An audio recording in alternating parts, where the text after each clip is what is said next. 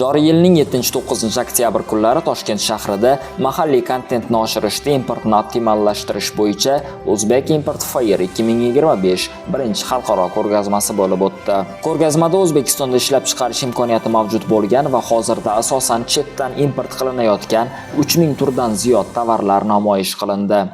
Nima uchun ko'rgazmada aynan importyorlar, ishlab chiqaruvchilar emas, endi biz teskari reaksiya qilishga harakat qildik. Importyorlarni ko'rgazmada qo'yib, mahalliy ishlab chiqaruvchilarni ko'rgazmaga taklif qildik. Ya'ni mahalliy ishlab chiqaruvchilar va importyorlar o'rtasida muloqotni yo'lga qo'yishga va ular o'rtasida ishlab chiqarishni rivojlantirishga qaratilgan bitimlar, memorandumlar imzolanishini tashabbus ko'rsatdik.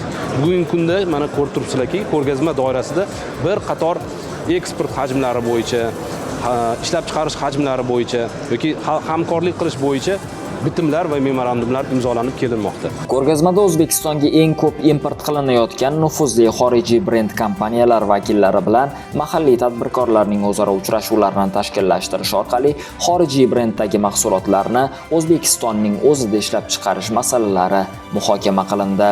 Bu esa yangi ish o'rinlarining yaratilishida muhim omil bo'lib xizmat qiladi.